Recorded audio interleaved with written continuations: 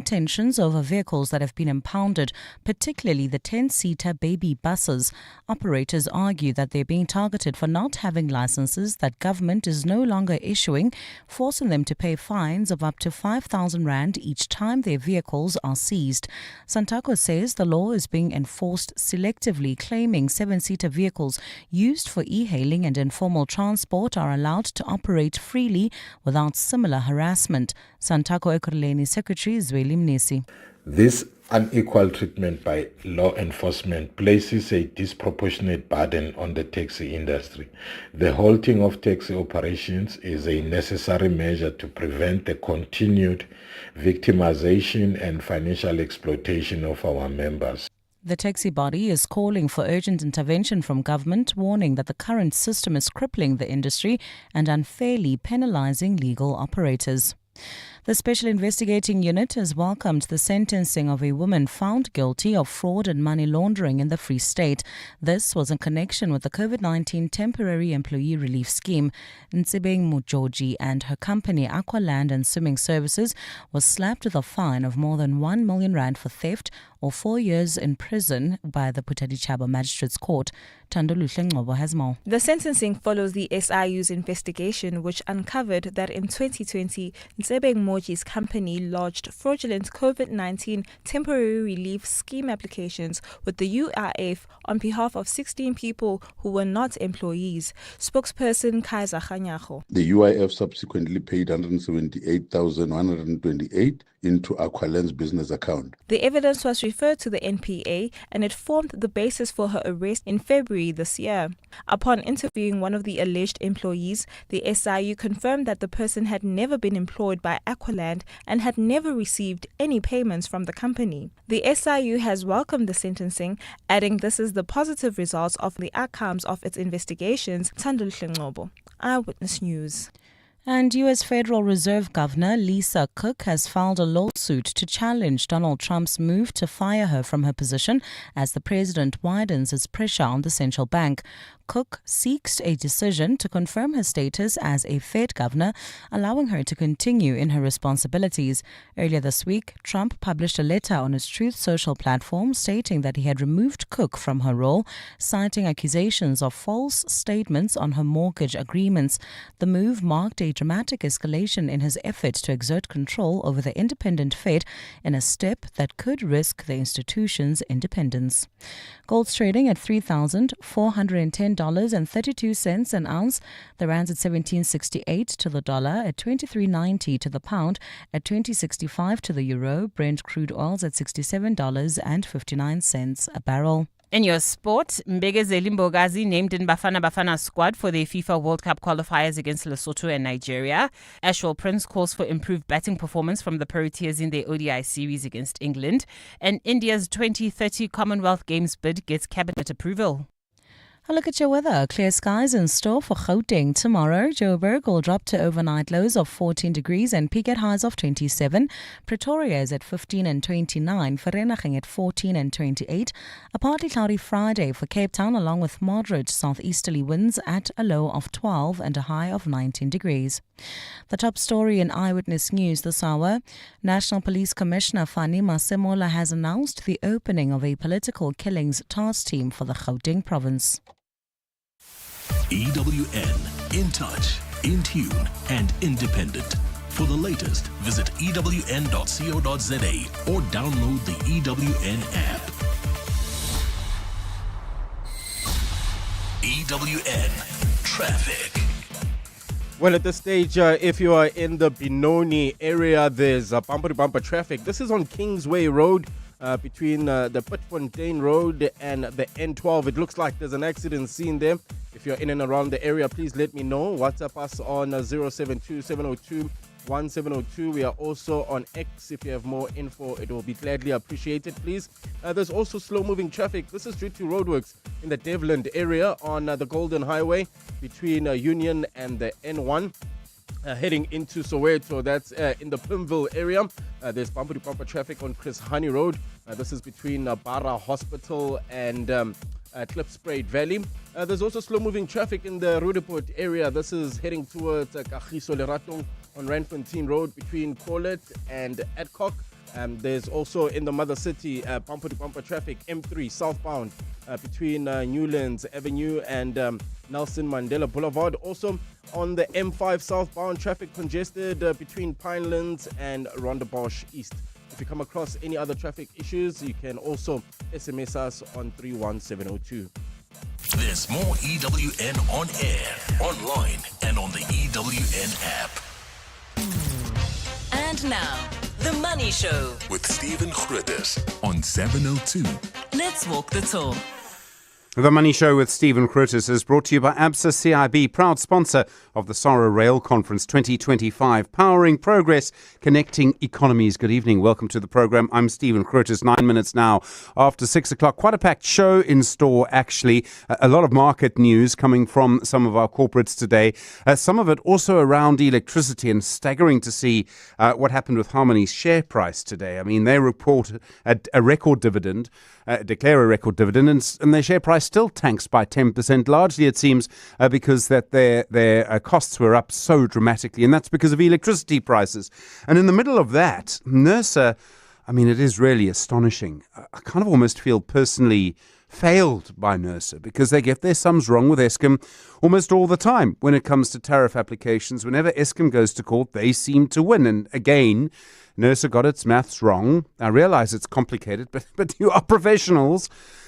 And as a result, Eskom will be able to put their price up more than expected. And the impact that has on you, the impact that it has on companies is incredible. I really am amazed that this has happened yet again. Well, we'll talk about that in a few moments. We'll hear from Zwelinzima Vavi and Chris Yelland. We'll hear from NERSA too, because they spoke to 702's John Perlman this afternoon, and you'll hear them. A little bit of that conversation is available, I'm sure, for you to listen back to now as well. I thought it was staggering. The sort of lack of accountability was how I saw it, but you'll hear it for yourself and you can make up your own mind. Also tonight, we'll speak to WeBuyCars. The number of people spending times on car websites. It's kind of recreation to go and see what you could have. And actually quite fun recreation in a way to go and see what you could have, although may not make you feel great by the end of it. Also tonight, we'll speak to the CEO of the IDC. A really important conversation if you consider the impact that they have on our economy and how they have that impact. We'll speak to Makhoshi Lekete, and particularly, I think, about the amount of money that's been put into ArcelorMittal. Good to hear from you this evening. 011 883 0702 021 4460567. I know you'll have a view on NERSA getting its sums wrong. You can send us a voice note too on 072 702 1702. 702. Stephen is on The Money Show. 6 to 8 p.m. Well, Impala Platinum reporting its earnings down significantly because of lower demand for platinum, lower prices in the year to the end of June. Also been hit by some bad weather, some other production problems in some operations. But the real story, of course, is the platinum price, which has improved in the last few months. Nico Muller is the CEO at Impala Platinum. Nico, good evening and thank you for your time. You said today you expect platinum prices to be, I think the word you used was supportive for the next 18 months or so. What are you basing that on? Stephen, good evening. So firstly, I mean, we have been recording market deficits, and so we have thought that the PGM prices have been disconnected from market fundamentals for the last 2 years. What we have seen with recent volatility in macroeconomy, we have seen a surge in the dollar in the gold price, and we have recorded record discounts between gold and PGM prices, with platinum being an alternative precious metal.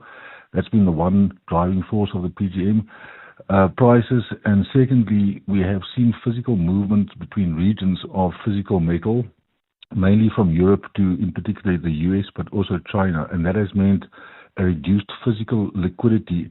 And this is on the back of changes in trade relations brought on by tariffs and the need to secure supply chain of critical minerals. And so we have seen a reduced metal liquidity and therefore an increased price. And we don't see that recovering. In addition to that, we have seen continuous lower supply forecasts, both primary supply as well as secondary, and we have seen lower battery electric vehicle penetration rate forecast, which means an improved demand for our metals. So we are confident that we are heading into better times. Okay, I mean, obviously it does depend how much production there is. You'll think very carefully about increasing your production, and I presume that so will everyone else. Well, I mean, all of the major producers report on capital spend, and I think it's been clear over the last period that we have not seen the same level of capital intensity in the industry, and we have seen perpetual deferrals of key projects. Be that our own Waterberg, Ivanplatz, the Southern Cluster in Russia. We've seen production downgrades from North America. So I do not believe that there's going to be a surge in either primary or secondary supply shortly. Okay. Your processing capacity in South Africa was hit by unplanned maintenance. Are you having some operational problems? I mean, some of it was the weather, and you can't do much about that. But unplanned maintenance does point to a few issues, perhaps? Yeah, so over the last number of years, we have seen a transition from predominantly Merensky supply to an increased UG2. That comes with a different quantity of base metals, which has an impact on the furnaces in the smelters. And we, as a consequence, have had reduced life, increased wear on the bricks that we use for the furnaces. So we've had to increase the frequency at which we do major repairs, rebuilds, and maintenance. And so that has an impact not only at Implats but on the industry as a whole. It looks like electricity prices are going to go up significantly again in South Africa. Power prices have had a big impact on Harmony Gold, for example. You're using renewable power for some of your refineries where you can, particularly in Zimbabwe. You've got a solar installation. How is it becoming more and more important for you, and I imagine other people in your sector, to get out of the sort of the Eskom ecosystem as quickly as you can to produce your own power? Well, I think that there are two parts to that, but I mean, no doubt that we are a large industrial consumer of power, and the rate of increase of power supply is critical to our continued competitiveness in the industry. But the secondary aspect is our ambition to reduce our carbon footprint. So our recently commissioned 35 megawatt solar plant at Zimplats and our offtake agreement with a willing supplier is aimed at reducing future impacts of electricity increases as well as reducing our carbon footprint. Nikamala, thanks very much indeed. Do appreciate it. The CEO at Impala Platinum. Well, while we're talking about electricity, confirmation now that the energy regulator NERSA and Eskom have reached an out-of-court settlement. It'll see tariffs going up by nearly 9% next year instead of just 5%. This is all because NERSA made a mistake in their calculations. In other words, you're going to pay more for power than you were expecting because NERSA got its sums wrong. Well, earlier today on 702 Drive, John Perlman spoke to the executive manager for electricity at NERSA, Rulani Matabula. The question is a factual one, Mr. Matabula, the context that you sketch out notwithstanding. A serious error was made that has grave consequences both for consumers and for the companies and small businesses that are meant to drive the country forward economically. Have there been any consequences for anyone at all at NERSA? I mean, the answer surely is just a simple one of fact. Yeah, no, look, John, the consequence management process is embedded in any organization, so that is taking... I'm asking you about your organization. Has anyone suffered any consequence? Perhaps the answer yes or no, as yet, as we sit at the end of August. No, remember that this decision that we talk about has been concluded recently. Okay. So that process, no consequences yet. That process is unfolding within the organization. Thank you so much, Rulani. Well, we were due to speak to Chris. That was Rulani Matabula, the executive manager for electricity at NERSA. He spoke to 702 Drive's John Perlman. We'll speak to Chris Yelland in just a moment, the electricity expert, that line dropping. But let's hear first from Zwelinzima Vavi, the General Secretary of the South African Federation of Trade Unions. Zwelinzima, good evening to you. This is going to have a big impact on businesses, on the poor, on workers, on everybody. And once again, it's because NERSA got their maths wrong. Yeah, thank you very much for inviting us, Stephen, and good evening to you, your colleagues, and everybody listening.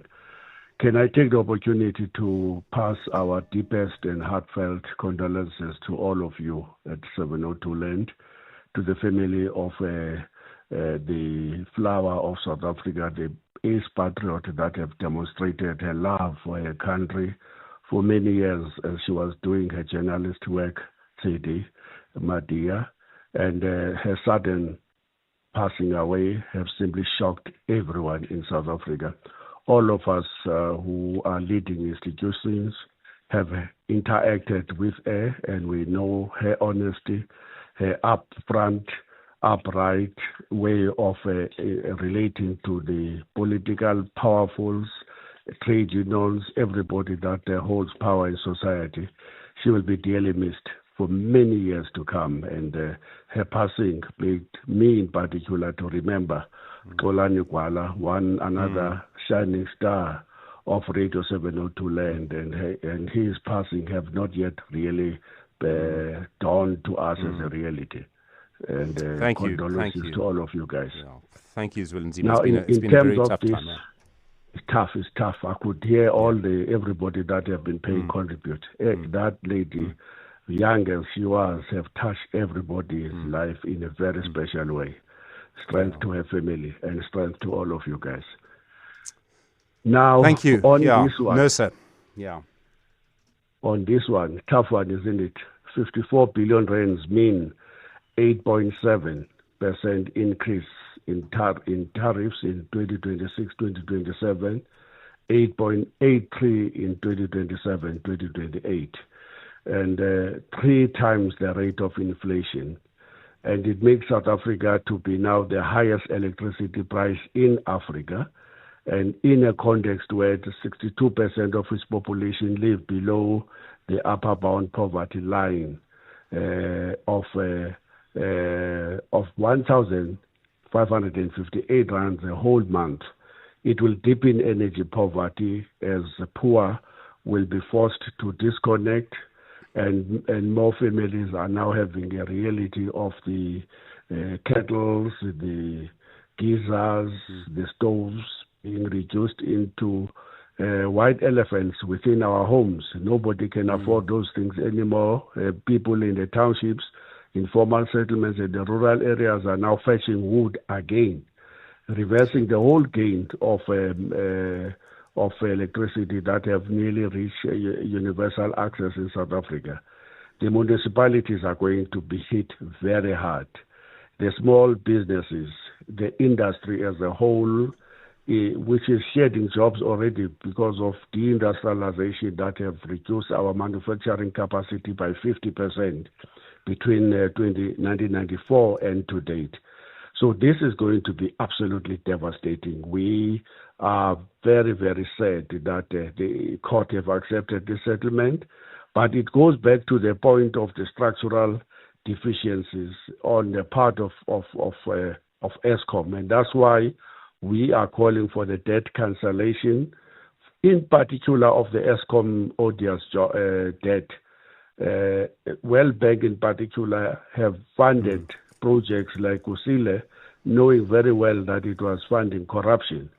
And what makes us to be angry is to know that the people who corrupted Eskom are now called honorable MPs in the National Assembly and elsewhere.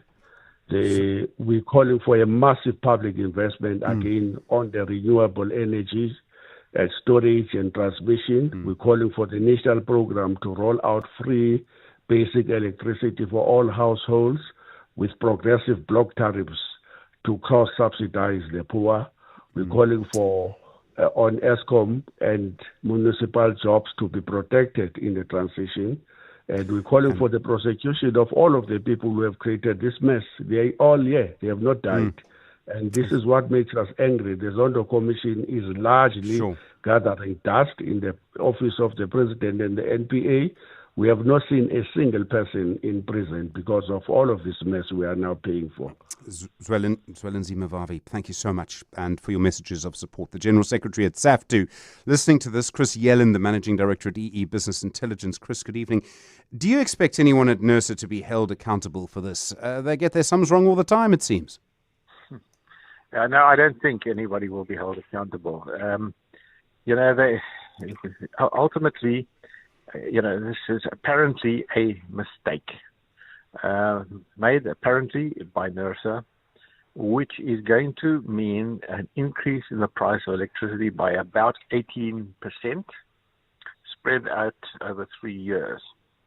And I must say that this is not where it ends, because there was a previous judgment just recently, before this settlement, which takes this clawback up from 54 billion to over 90 billion. And again, the impact of this is to add to this 18% and make it 31%. So what we don't know is over what period of time this is going to be clawed back. What Eskom have announced, NERSA have announced 2 price increases in the 26-27 financial year, 27-28, over and above the multi-year price determination. They've announced this, but in effect, the total increase is going to be more like 18%, up to 31% if you take the previous court judgment into account, which also has to be implemented. We're not quite sure over what period. So, yeah, it is a massive impact, and it doesn't look like anybody at NERSA is going to be held accountable. Chris Yelland, thank you so much. What a mess. Chris Yelland, of course, is the Managing Director at EE Business Intelligence. 25 after 6. The Money Show. The markets. Graham Kroner is at the Corner Perspective. Graham, good evening. I mean, electricity and prices starting to have an impact on financial results, as we saw with Harmony today. Yeah, good evening, Stephen. Absolutely. It's almost surreal. And I think, Zwelinzima said it very well that, these increases are 3 times the official inflation rate. We're trying so hard, to get interest rates down. Inflation was anchored at 3%. And more recently, obviously, food and beverages helped propel. But water, electricity, rates and taxes, those are definitely the things that are keeping or threatening, let's rather say, inflation starting to go higher. So very, very frustrating. But this is the price we pay for, the corruption, the maladministration, and the capturing of Eskom. Impala's results today, lots of interesting conversations around the outlook for the platinum price. I thought Nikomala sounded quite optimistic in some ways. Yeah, I think the results were a little bit strange, and of course, when you're in the thick of results season, you sort of almost look at the headlines.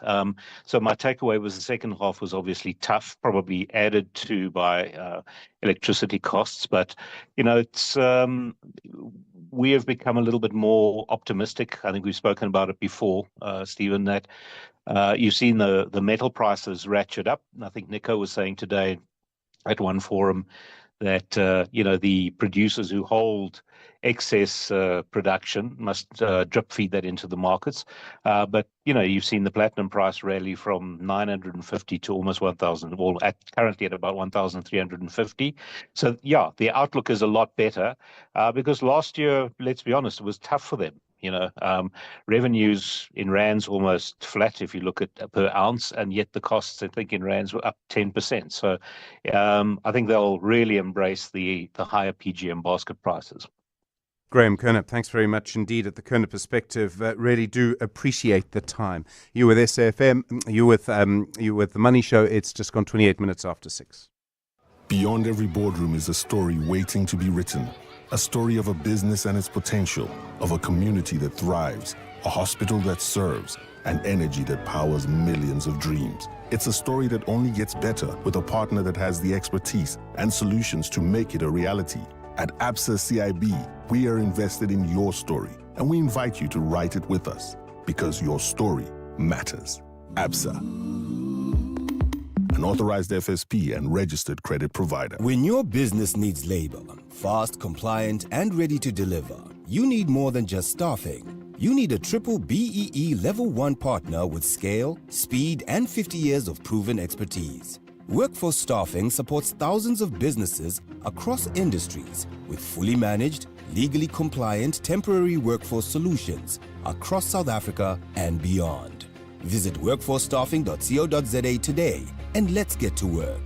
Workforce Staffing, the preferred staffing partner. Did you know there's over 530 in-store Dis-Chem clinics nationwide? That's right. Our in-store health clinics are available all over the country with a wide range of clinic services. From blood pressure monitoring to male and female health screenings, baby developmental and growth checks, and more. Our in-store nurses are available to provide you with expert advice for all your health needs. Book an appointment today, in-store, online, via the Dis-Chem app or clinic call center. Only at Dis-Chem. Better health starts here. What does extraordinary mean to you? Is it enabling world-class healthcare through telemedicine? Or empowering the delivery of water and electricity through smart meters? AI, cloud, enterprise apps, IoT and security. One seamless ecosystem. Together, let's build the extraordinary that sustains today and protects tomorrow. Start your journey at vodacombusiness.co.za. Further together, Vodacom Business. Just gone 6:30 on The Money Show. Marky, good evening to you. Cape Town Police and taxi violence. Thanks, Stephen. Good evening. Cape Town Police have confirmed the arrest of 33 suspects linked to taxi violence since April. However, this does not include arrests linked to the recent deadly taxi shootings in the mother city. 5 people, including a commuter, were shot dead at taxi ranks in Philippi, Khayelitsha and Makassar earlier this week. 9 other people were injured in the shooting attacks linked to a feud between Kata and Kodeta over a taxi route from Mfuleni and Khayelitsha to Somerset West. The Provincial Mobility Department has today approached the courts to interdict the 2 taxi associations amid escalating taxi violence. Premier Alan Winde says government will not hesitate to take tough action to protect the lives of commuters and residents. We will be following through from our side and support the police in the taxi ranks that have been closed, and our Minister of Mobility and the legal team are in court in processes with senior counsel to use the powers that we have around the closure of routes to deal with the taxi industry. 3 years since its appointment, the work of the National Anti-Corruption Advisory Council has come to an end. It was chaired by the now acting Police Minister, Feroz Kachalia. One of the Council's key recommendations is the establishment of a permanent, independent and overarching anti-corruption body. Today, President Cyril Ramaphosa received the final report at the Union Buildings, which is expected to further advise him on how to strengthen the state's anti-corruption architecture.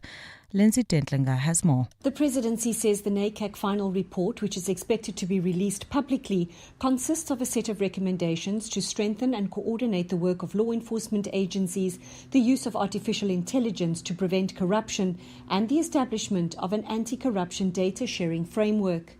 President Cyril Ramaphosa said the recommendations will have to be thoroughly reviewed and, where appropriate, acted upon without any due delay. Ramaphosa added that the state needs to build transparent, accountable and ethical institutions in which corruption is unable to take root. He says the NACAC, which he appointed in August 2022, has given full effect to its mandate and has provided a firm, evidence-based foundation to take forward a comprehensive response to corruption. The recommendations are to be tabled before Cabinet for deliberation to determine how they will be adopted and implemented. Lindsay Dentlinger, Eyewitness News. And Ministry of Defence staff were warned before the Afghan data leak not to share information containing hidden tabs. This is according to documents released by the UK's data regulator. Earlier this month, a contractor linked to the Ministry of Defence was hit by a cyber attack, exposing personal data linked to Afghan resettlement efforts. The details of almost 19,000 people fleeing the Taliban who had applied to move to the UK were leaked when an official emailed spreadsheet that contained a hidden tab with the information. According to a memo, the MOD was aware of the risks of sharing data and was told to remove the hidden data from the data sheets, but it did not. The Information Commissioner's Office has, however, decided against sanctioning the ministry because it did not want to impose additional costs to the taxpayer. A look at your weather. A fine Friday in store for Gauteng tomorrow. Temperatures will drop to overnight lows, alternating between 14 and 15 degrees, and peak at highs between 27 and 29 degrees. A partly cloudy Friday for Cape Town, along with moderate southeasterly winds at a low of 12 and a high of 19 degrees. The top story in Eyewitness News this hour. Cape Town police have confirmed the arrest of 33 suspects linked to taxi violence since April. However, this does not include arrests linked to the recent deadly taxi shootings in the mother city. EWN Traffic. Well, at this stage, if you're in the Davidton Benoni area, there's a bumper-to-bumper traffic. This is on Kingsway Road between the N12 and Bitfontein. Still not clear what's causing this delay. Pretty unusual at this time of the evening. So please let us know on WhatsApp. You can WhatsApp us on 072-702-1702. We are also on X at EWN Traffic. There's also slow-moving traffic. This is heading into Soweto on Chris Hani Road, opposite Bara Hospital. Otherwise, things have settled down pretty nicely. However, I see some delays also heading into Tembisa. This is in Kluerkop on Ndruma Peto Drive. This is between Ellendale and let me see this one. It's between Ellendale and let me go closer here. Benjamin and Tatle. There's also slow-moving traffic. This is on the mother city on the M3 southbound, approaching Newlands Avenue. Also bumper-to-bumper traffic on Nelson Mandela Boulevard. That's outbound, approaching Browning Road. And finally, slow-moving traffic on the N1 outbound. This is between Foreshore and Brackenfell Drive. I'll have your next Eyewitness News traffic update just after 7. There's more EWN on air, online, and on the EWN app. When captains of industry gather to discover how AI and other exponential technologies can future-proof their organizations, they'll find out what matters most at the Stellenbosch Business Institute C-Leader Summit. Global thought leader Dr. Vivian Ming will challenge you on what it means to lead an automated world by unlocking the full power of human intelligence in the age of AI. Join her and other thought leaders by visiting sbinstitute.co.za to book your seat at the Stellenbosch Business Institute C-Leader Summit, 2nd of October at the Forum in Bryanston. Stellenbosch Business Institute, beyond a business school. You could do something first and still be doing it wrong. What hurts is sprinting but never making it to the finish line. Quit going in the wrong direction, because with Sunny Sixt, you can rent here and globally. Other car rental companies only have a vision to try harder. We actually deliver. While they leave you feeling blue, our budget and vibe match yours.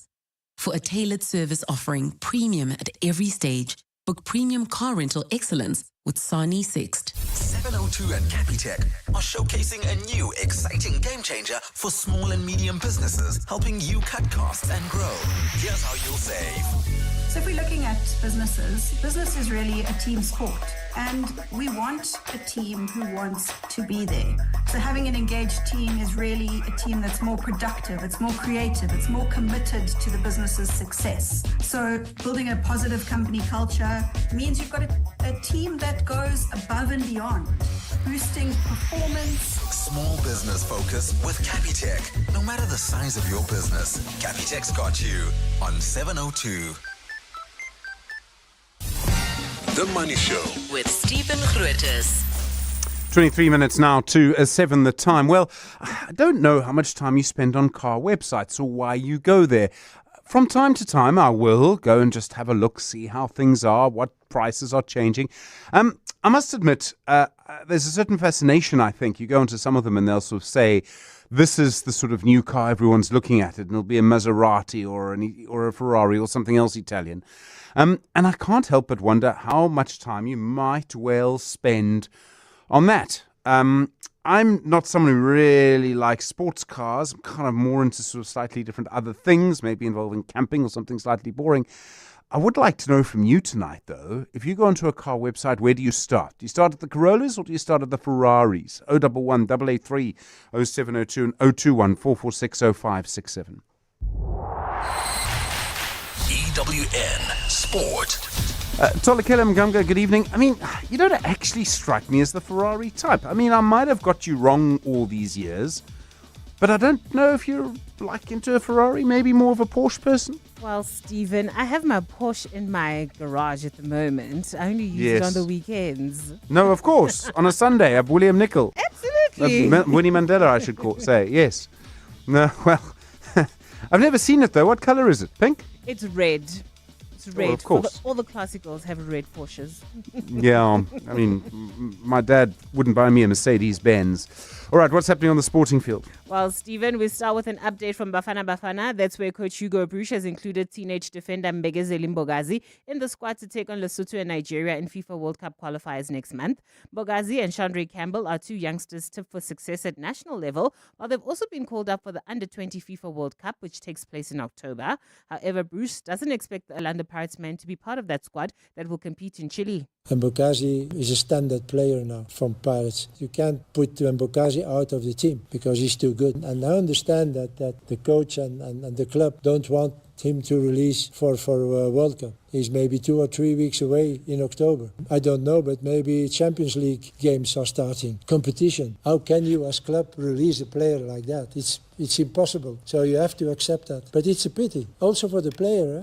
Eric Tinkler has blamed the referee for Skakuna United dropping points in the Betway Premiership for the first time this season. They played out a 1-0 draw with Amazulu, but that game was dominated by the sending off of Tabang Munare. Munare was dismissed by referee Cedric Muvala after saying he wouldn't cut off his pandla, which was covered by a tape. I thought the team showed great character again. We didn't start the game well. Started poorly, gave away possession quite easily, but we spent 17 minutes playing with 10 men, which is ridiculous, to be honest. But yeah, 1-0 down, but I thought there was only one team really. Yeah, we're chasing the game. They're going to have a chance here and there, but we responded really well, and I think we deserved more than what we got. The Proteas have landed in the UK ahead of their short ball series against the English, which begins on Tuesday with the first of 3 ODIs. Batting coach Ashwell Prince says the games are an opportunity for Tony de Zorzi to cement a starting berth that's having struggled to impress against Australia. Tony is kind of one of those who are on the fringes, and he probably will be a little bit disappointed with himself in the last series because there was an opportunity in both the matches that he played to kick on and do something really significant. He played nicely. And in the next game, played nicely again. So as I say, he probably will feel a little bit disappointed that he didn't kick on and make one of them into a much bigger score, maybe even 100. And four-time Tour de France winner Chris Froome has been airlifted to hospital after sustaining multiple injuries in a crash in southern France. Froome's team described the crash as serious, adding that he is in a stable condition. That's having broken 5 ribs and suffering a collapsed lung, along with a lumbar vertebra fracture. Tolakela Mgamga, Eyewitness News Sport. Spar brings you super savings. Get 1 litre 6-pack Spar Long Life full cream, low fat or fat-free milk, excluding lactose-free, for $89.99 with Spar Rewards, or 900-gram original Bacoma Wheat Bix for $49.99. Save 15 Rand with Spar Rewards. Plus, you could win your share of 6 million Rand in instant cash. Prices valid until 7 September 2025, while stocks last. T's and C's apply. My boy, a father now. Another generation on this farm. Maybe we should expand. We could leverage the farm at a residential estate. It'll pay itself off easily, so they'll be cared for even when you're gone. If it's on your mind, it's on ours. Partner with a wealth banker who will connect you to structured lending solutions for wealth that supports generations to come. See money differently. Nedbank Private Wealth. We're a licensed FSP and registered credit provider. T's and C's apply. Welcome to the brand new days. Sail the world with Norwegian Cruise Line, with more to see, more to do, and more to enjoy. Plus, upgrade your holiday with NCL's More at Sea for premium beverages, specialty dining, and much more. Think international cruising. Think NCL. For the best deals available, visit ncl.com or contact your travel agent. Restrictions apply. Welcome to the brand new days. The Money Show with Stephen Grootes is brought to you by ABSA CIB, proud sponsor of the SARA Rail Conference 2025, powering progress, connecting economies. 17 minutes now to 7 the time. You know the number, of course, and I'm sure you have a view on NERSA on 011 30702 and 021 4460567. The Industrial Development Corporation announcing today it's been able to increase the amount of money it's invested in our economy by around 2.5%. And that's despite, relatively low, very low economic growth in South Africa. The CEO at the Industrial Development Corporation is Magoshi Lekete. Magoshi, good evening, and I really do appreciate the time. Thank you. You've increased the amount of money you're ploughing into our economy. What kind of strategic investments do you believe are going to be paying off for you in the longer term? Good evening, Stephen, and thank you for having me on your show. Yes, we have increased our investments into the economy. And as you know, the IDC has traditionally invested in supporting industrial development. And so the sectors that we have traditionally invested in, mining, manufacturing, chemicals, you will now see an increase in energy. Sectors such as green energy, in agro-processing, and also in critical minerals. We have been able to make some investment that we believe will pay off in the future. You've invested nearly 27 billion rand in transformation funding. Do you believe that's being effectively spent? Do you believe that's going to move the dial on what our economy looks like? So if you look at what transformation funding for us means and where it goes, the majority of it is going into black industrialists. And some of the black industrialists that we are funding in moving into ownership change of entities that may be leaving the country and looking for selling to South Africans. So we believe that keeping and maintaining and sustaining industrial capacity in the country is important. And so if you ask me whether that money is well spent, I agree with that it is well spent. You'll know, of course, about the 100 billion rand transformation fund that the DTIC Minister Parks Tau wants to create. And it seems to me, Magoshi, if you're spending money effectively on transformation, maybe we should be building on your efforts rather than sort of starting again, which I think is what this fund might be doing. The question is whether all what we do as development finance institution is enough in terms of resources. And for me, the answer is no. If you look at the IDC since inception, it hasn't been capitalized by the state to do more. And yet we are playing this counter-cyclical role where when the economy is in a slump, we come in and try and support industries in distress. And we are one of the few entities that do that. So I believe that we still need more funding for the type of sectors that we fund. And if it's through supporting the Transformation Fund, we will be working with the Minister and the Department to see how we can partner and perhaps with the experience that the IDC has had over the years to support this initiative. What I'm trying to get to is maybe instead of a whole brand new fund, we should just give that money to you. You've got experience in it. You know what you're doing. You're comfortable that it's being effective. Wouldn't that be better than starting again? My understanding is that it is not necessarily starting again. It's a means to mobilize funding. And there's a model that is being looked at which will really see any fund manager that can manage the funds and invest them into the industry and the sectors, then entrusted with that. So it may be ourselves, it may be another entity. Okay. You've invested 1.7 billion rand in ArcelorMittal. Now, look, I understand why you've done it. You want to support the economy, their jobs that flow into that industry and from other industries from that company. But the management of the company has been pretty clear. Unless government changes trade policy and steel policy, they're not going to ever break even again. And so the risk to you as the IDC is that all you're doing is pouring money, and it's a lot of money, into a company which is never going to be able to stand on its own 2 feet?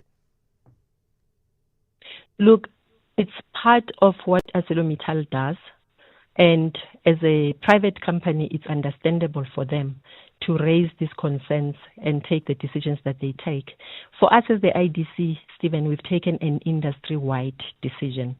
And the support that we provided at the time when we did, you will recall that there was a concern coming from the automotive sector, for example, to say that, we are going to be left high dry with the specialty steel that we need for production. So for us, the steel sector remains very important. And as you know, with Eskom and the National Transmission Company having announced that they will be inviting private sector participation in transmission going ahead, we believe that this sector is very important. And in whatever form, the IDC stands ready to partner and support industry that comes through to sustain this sector. Okay, I mean, you make a compelling case, but at some point you have to, there has to be a point at which it stops. You can't keep pouring money into something that's always going to make a loss forever. Someone else should be doing that. We cannot do this on our own. I think that's a message that we want to give. And I do agree with you. We cannot continue pouring money. And we have not decided to continue supporting ArcelorMittal in the future for its longs business, which is what they are closing. That decision they have made as shareholders. And the IDC is a very small shareholder in ArcelorMittal. We don't make these decisions. However, as I said, what is important is to keep the capacity of the long steel in South Africa as an important contributor to so many sectors. So when I say that we will continue supporting it, I'm not saying that it's going to be through ArcelorMittal. We can do this through strategic equity partners that come in, that have the capacity, or any other emerging entity that says that we are going to continue with supporting this sector. Makhoshi Lekete, thank you very much indeed. Really do appreciate it. The CEO of the Industrial Development Corporation. You're at The Money Show. It's 10 minutes to 7. In a world where a lot can change in 6 years, you can rest assured knowing that Hino's 6-year drivetrain warranty won't. All Hino trucks now come standard with a 6-year drivetrain warranty protecting your investment all the way, from pistons to gears, built to keep your business moving, supporting uptime, growth and daily operations. Because although a lot can change in 6 years, their warranty promise won't. T's and C's apply. Hino. All the way. Feeling some lag in Sector 3? Copy. Optimizing working capital. Ready. You're approaching a tight corner. Cash flow pressure ahead. Low on liquidity. Supply pressure is building. Set. Deploying cash injection in 3, 2, 1. Flow. Nice move. Better supply chain control. Lab time advantage. Faster cash cycles, leaner inventory, and optimized working capital. Ready, set, cash flow. Corporate banking from RMB. RMB, a division of First Rand Bank Limited, an authorized FSP and credit provider. It's that time of the year.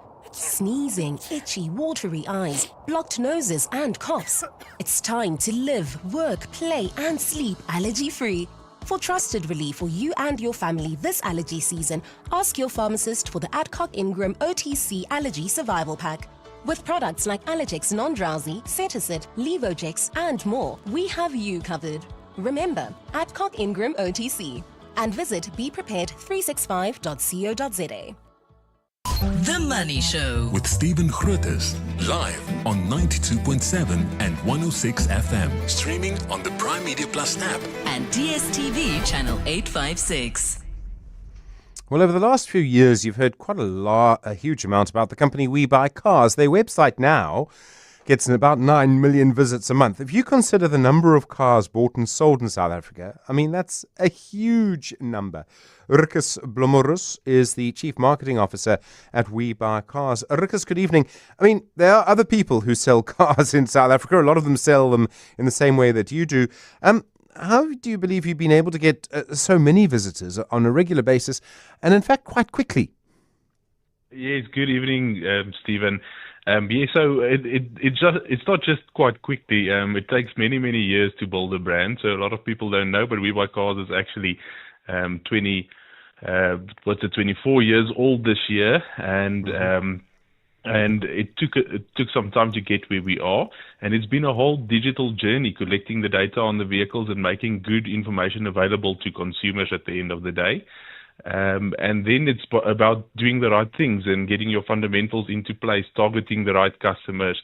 And luckily in South Africa, owning a car is also a little bit of an aspirational thing. So there's lots of people that visit your website because they've got an aspiration of owning a vehicle. I mean, so I get that, and that aspiration's interesting. I presume that for every one person who's looking seriously at a Corolla, there's 7 of us looking at your Ferraris.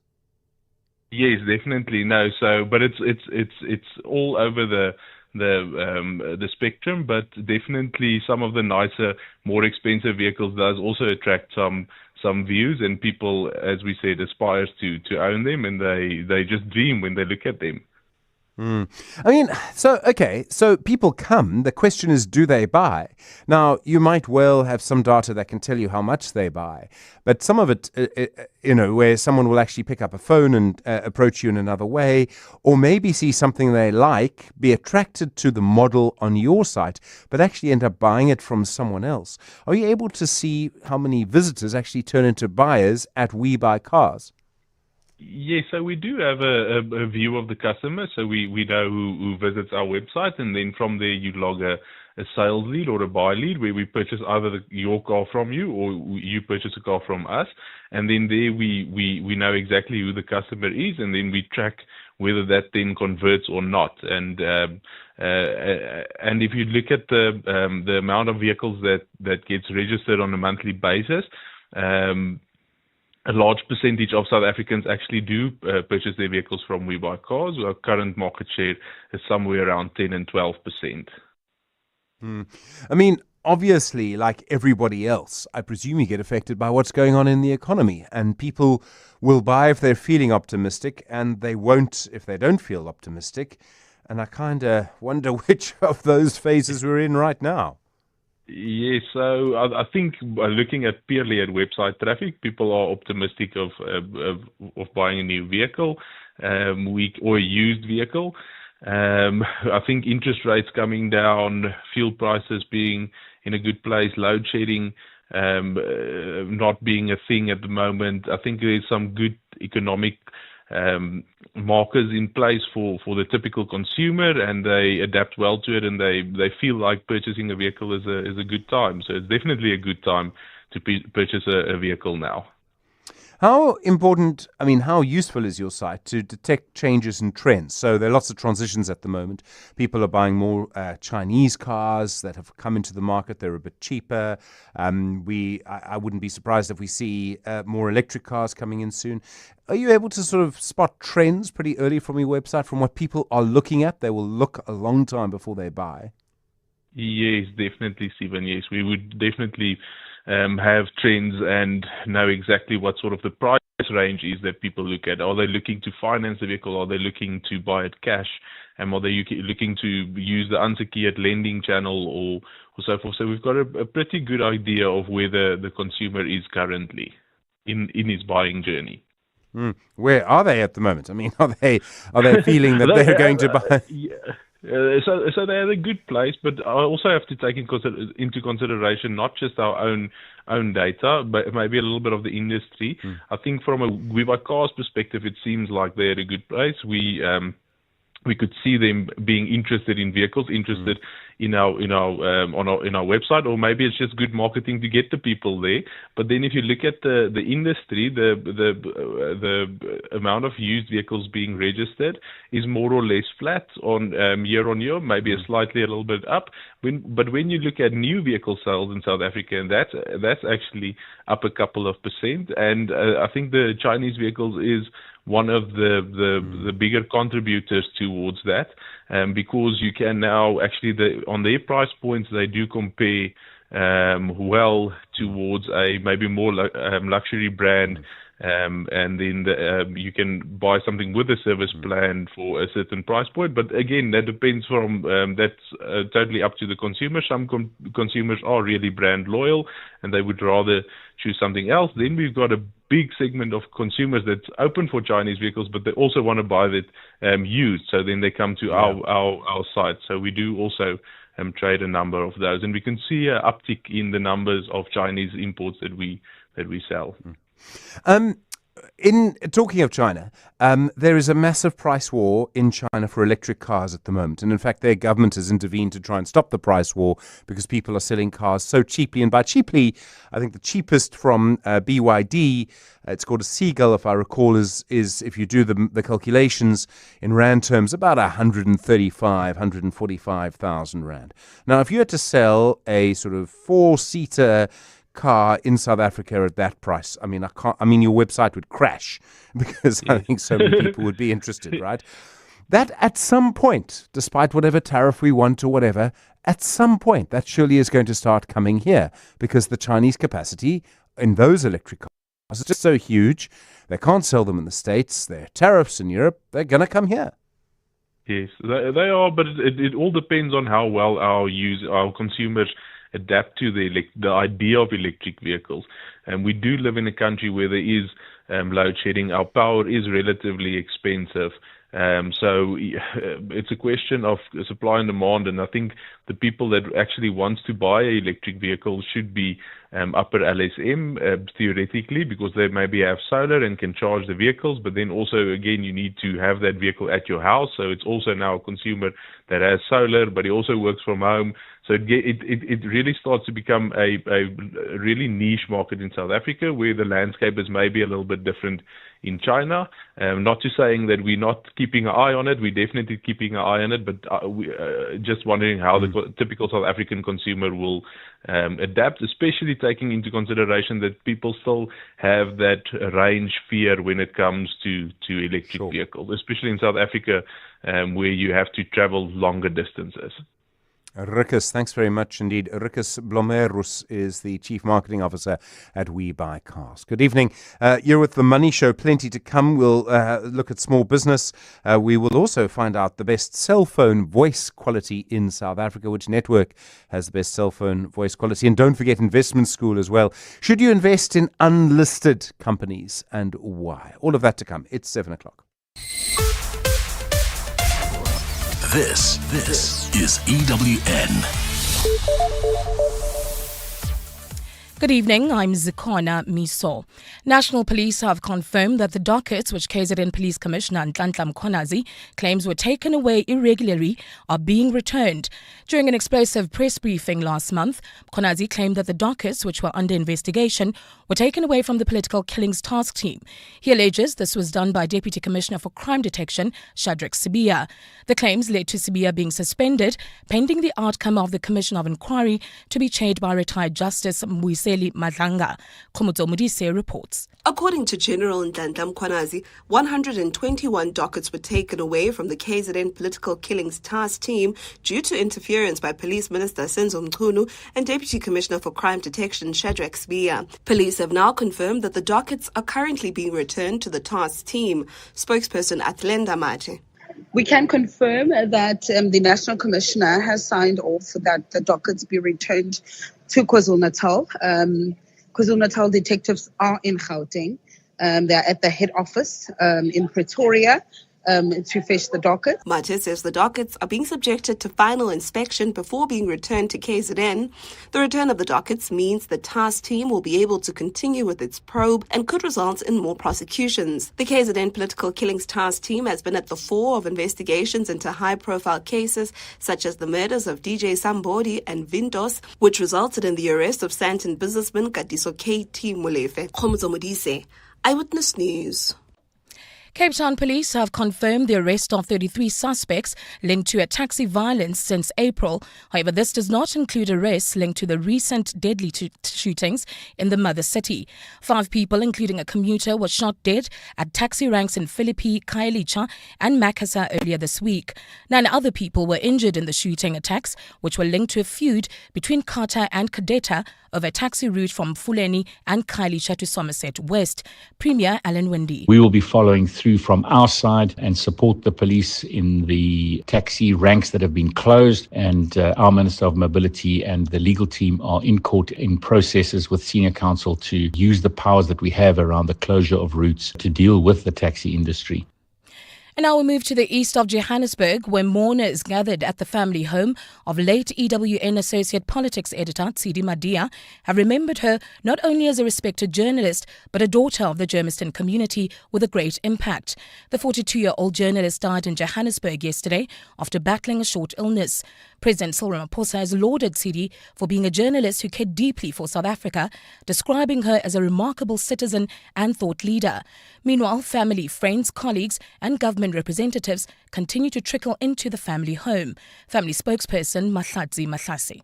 We know that this is a shared loss because Tsidi loved what she did and she loved her colleagues and she extended of herself to her colleagues. The Special Investigating Unit has welcomed the sentencing of a woman who was found guilty of fraud and money laundering in the Free State. This was in connection with the COVID-19 Temporary Employee Relief Scheme.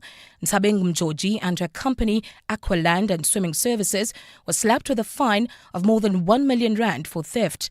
Thanduluhle Ngcobo has the details. The sentencing follows the SIU's investigation, which uncovered that in 2020, Nsebeng Moji's company lodged fraudulent COVID-19 temporary relief scheme applications with the UIF on behalf of 16 people who were not employees. Spokesperson Kaiser Khanyago. The UIF subsequently paid 178,128 into Aqualand's business account. The evidence was referred to the NPA and it formed the basis for her arrest in February this year. Upon interviewing one of the alleged employees, the SIU confirmed that the person had never been employed by Aqualand and had never received any payments from the company. The SIU has welcomed the sentencing, adding this is the positive results of the outcomes of its investigations. Thanduluhle Ngcobo, Eyewitness News. And United Nations Secretary-General Antonio Guterres has condemned Russia's latest bombing of Kyiv, urging a ceasefire if Moscow pushes ahead with aerial attacks on Ukrainian cities. According to a spokesman, the attacks have damaged the offices of diplomatic delegations in the Ukrainian capital. Gold is trading at $3,403.91 an ounce. The rand is at 17.67 to the dollar, 23.84 to the pound, and 20.60 to the euro. Brent crude is $68.05 a barrel.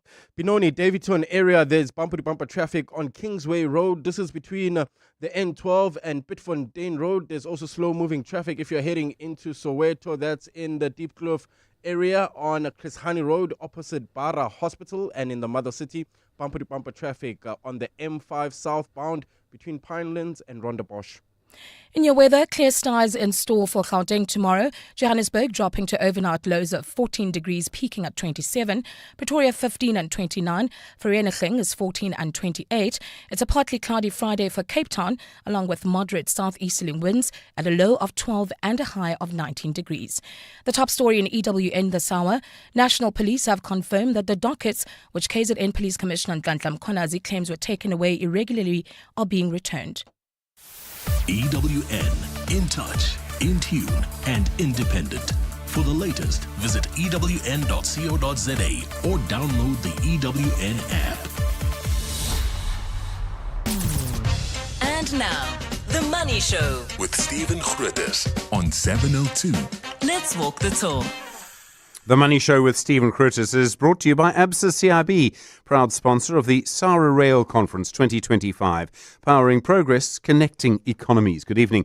I'm Stephen Grootes, 6 minutes now after 7 the time. Plenty to come. We'll talk about cell phone network quality when it comes particularly to voice calls in a moment. Jan Vermeulen already on hold for you. A small business focus, David Morobe, the Executive General Manager of Impact Investing at Business Partners. Looking forward to that conversation. Kiet van Sales, the co-founder and partner at Knife Capital, and Siiso Matlanyane is the head of equities at Prescient Investment Management. They are both going to be on your radio in about 20 minutes from now. We'll be talking, it's quite a big debate. Should you look at investing in the unlisted space? So companies essentially that are not on the JSE, and why would you do it? Why wouldn't you do it? And it's really, as always with investing, it's about risk versus reward. So that conversation to come as well in the next few moments. It's 7 minutes now after 7. Good to hear from you tonight. I know you'll have a view on what we've been talking about, on NERSA, on all of it, on 011 883 0702 021 446 0567 and 072 702 1702. The Money Show on 702. Monday to Friday, 6 to 8 p.m. Well, a very strange sort of a tidbit or a strange development in what's really been a very peculiar story today. And Business Live were reporting on this afternoon. You may remember the Chinese company, they're a railway company, CRRC. Their sort of full name in the legal documents, I suppose, is CRRCE Loco Supply. This was the company that Transnet was going to give a huge amount of money to rebuild or to build new locomotives. And they're also the company that was then accused of corruption during the state capture era, and quite a large amount of money that belongs to them has been frozen through a special tribunal ruling. I think it's 4.1 billion rand. I mean, even in real terms, that's quite a lot of money. The point is that they have been trying to get that money unfrozen. And at the same time, because they're so furious at being accused of corruption, they have not been providing Transnet with spares for the locomotives. And that's one of the reasons we have not been able to actually get the spares and the amount of coal and the amount of iron moving that we need to move. That's one of the reasons why we can't get the spares for the locomotives. So today, CRRC went to court to try and get this money unblocked, 4.1 billion rand. They actually had 3 judges to hear the case, all there. So it's a full sitting. It's what's called a full sitting of the court, full court. And they didn't pitch.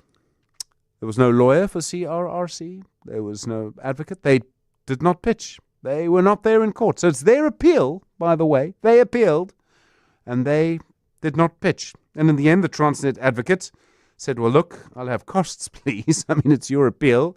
The judges went, yes, you will have costs. Thank you very much. I mean, what an extraordinary story. Why would you do that? And I mean, it just tells you how, messed up. I mean, what other word is there? Messed up this entire situation is.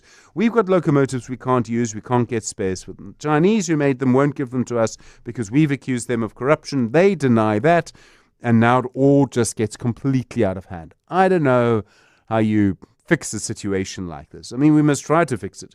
My understanding is that any of the negotiations have really just not gone in the way that they were supposed to. So, very, very messy, I have to say. The Money Show, Tech Thursday.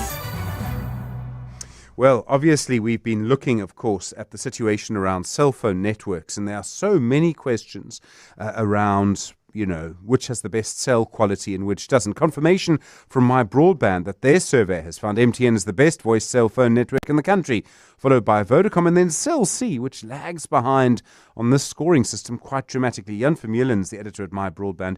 Jan, good evening. I mean, first off, what makes one cell phone network have a better voice quality than the other? Must be quite complex. Jan Vermeulen? Quality, so can you hear me? Sorry. Yes, we can. Sorry about that. What makes one have better voice quality than the other?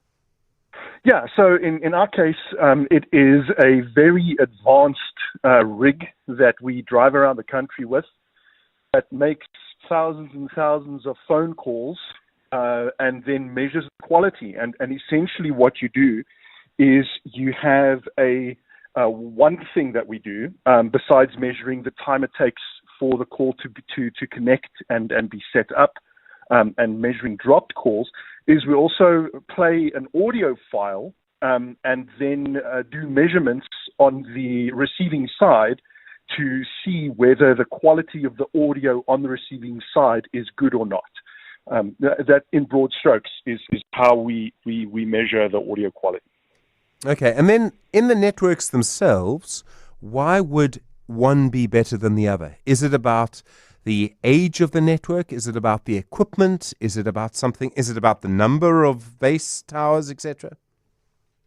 No, it's going to be a variety of factors, from configuration, essentially where the antennas are pointed. It can be very subtle things. It doesn't have to be something as major as this one. They could both be running on Huawei core equipment, for example, or rather Huawei radio access equipment, and be achieving quite different results in a particular spot.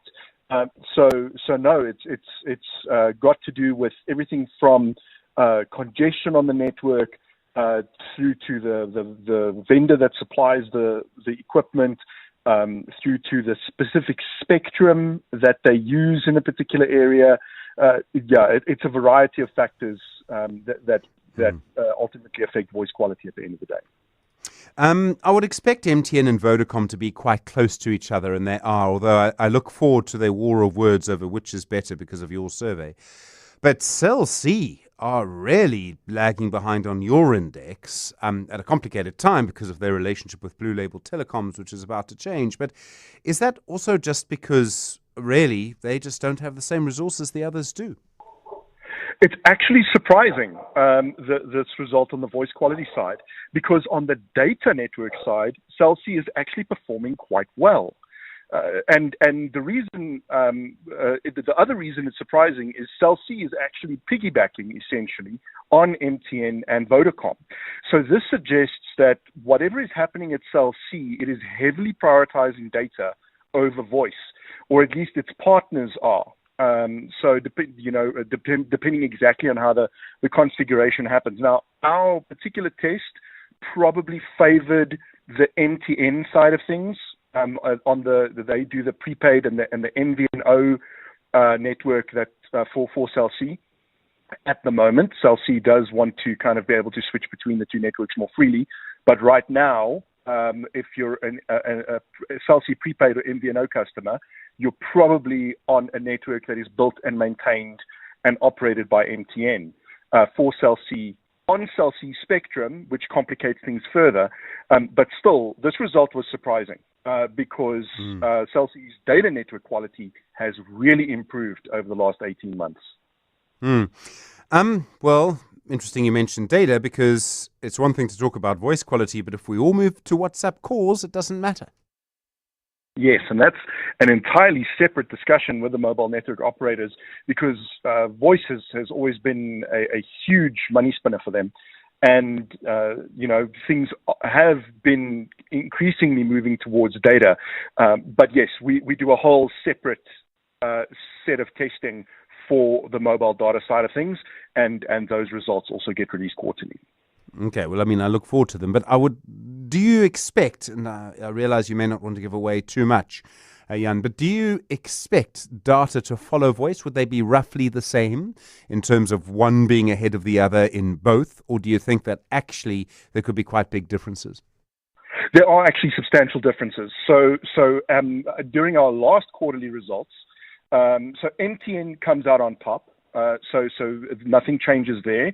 And MTN actually leads on the data front quite substantially, but that's got to do with its 4G network. When you look at 5G, Vodacom leads. But then if you look at overall, once again, favoring the 4G LTE side of things, Cell C is second. They've overtaken Vodacom. Vodacom's not taking it lying down. They've fought back in the second quarter. And here, where Rain's voice quality was about the middle of the road, it comes stone last in data quality on our data surveys. Wow. And has for years. So yeah, there are actually substantial differences between the rankings. Jan Vermeulen, so much to talk about. Thanks very much indeed. Editor at mybroadband.co.za. Beyond every boardroom is a story waiting to be written.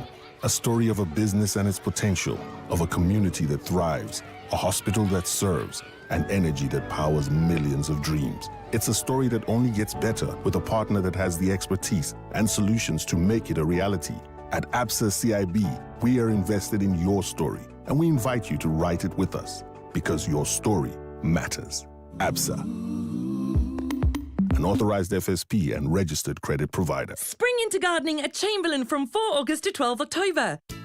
Best Buy ceiling trays at R29.90 and Cultura compost at R24.90. Available at any of our 9 branches throughout Gauteng. Expert advice and friendly service guaranteed. You also stand a chance to win your share of R90,000 in gift vouchers every Saturday until 12th October. Chamberlain, famous for hardware and gardening since 1903.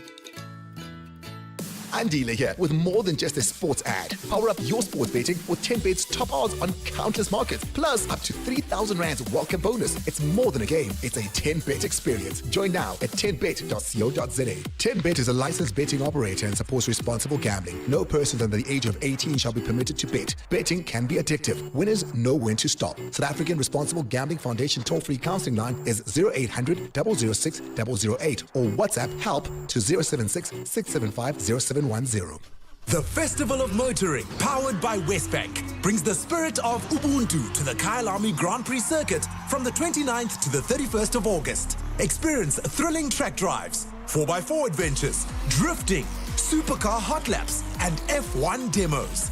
Get your tickets on Howler and use the promo code RADIO for a special discount. The Festival of Motoring, the power of new. The Money Show. Small Business Focus. Small Business Focus is brought to you by Capitec. Start up or scale up with Capitec, the business bank for everyone. I find some of these surveys around small businesses really interesting. They can sometimes give you quite a different picture. I mean, you might have heard a survey recently suggesting some people in the small business sector are pretty gloomy in their outlook. They believe the economy won't help them grow their businesses. But there's other data which suggests, in fact, 84% of SMEs, small and medium enterprises, believe their firms will grow over the next year. 2/3 believe the economy will help them grow. David Morobo is Executive General Manager for Impact Investing at Business Partners. David, good evening and thank you so much for coming in tonight. I really appreciate it. I mean, I get that people who run small businesses are optimistic by nature, but considering the economic numbers around us, this is a group that's being very optimistic. Indeed, they are. I mean, this is the sort of feedback we get from our entrepreneurs. We try by all means to gauge what their feelings are about the economy, what their feelings are about their own businesses. And that's the feedback we get. I guess they are eternal optimists, even in the face of adversity, as we are experiencing all. Yeah. There are good and bad ways to give companies funding. I mean, that sounds like a strange thing to say, and I think a lot of companies will say, just give us the money. But are there some ways now, and there's a lot of research in this, that really shows how to get the best bang for your sort of small business buck? Are there ways in which you can really see, actually, this is now a much more effective way? If you give money in this way to an SME, you will actually have much better results. Well, it's about matching the funding need. I think the biggest risk is to fund a short-term need with a long-term type finance and the other way around. I think it's important to be responsive to the need in terms of time, in terms of trying to also add value to that particular business, because finance alone doesn't always make it. So I think it's a combination of factors depending on what it is that the entrepreneur needs at the moment. The quicker we can be responsive to that need of the entrepreneur, and hopefully when they can give the sort of return that the funder needs, and they're able to grow whatever business purpose for business that they want the funding for. I mean, one of the things, and you see this all the time in different parts of government, is that there will be a group of people about whom or for whom or whatever government is making a policy. And the policy is meant to help them. But in fact, they're not really asked or consulted. There are lots of court rulings about this very idea of meaningful compensation. Does it happen about meaningful consultation? Does that happen with smaller business owners too? Lots of people draw up policies. No one really listens to them. I think that's the clarion call that we are all putting to the SME ecosystem. That's why we do the Business Confidence Index. There's a need for engagement because we all want an easier environment for SMEs to sustain themselves and to be able to flourish. So government must realize that they alone cannot solve all the problems of the country. You need the private sector to collaborate with government to see what it is that we can bring to bear for the benefit of our small businesses per se. And in that way, we are able to have as a corollary the jobs that can be created by these sustainable businesses. We have to engage, and that engagement doesn't have a finite period, we have to engage all the time what can be done. We have our young people unemployed, or there's just high unemployment, but the young people component is even higher. Unless we do something and talk and get private sector involved, then we're going to have a continual problem. And this lack of engagement actually is a surprise. Why do you think that is? I mean, is it because there's something specific in the small business sector? Does the small business sector maybe just so diverse that there are different views in the small business sector? Or do you think that there's this kind of top-down approach? You know, we know what's best and we've got the money, therefore we can make the decision. Indeed, I think it is diverse. I think that's the thing. When some people talk small businesses, they're talking micro, informal.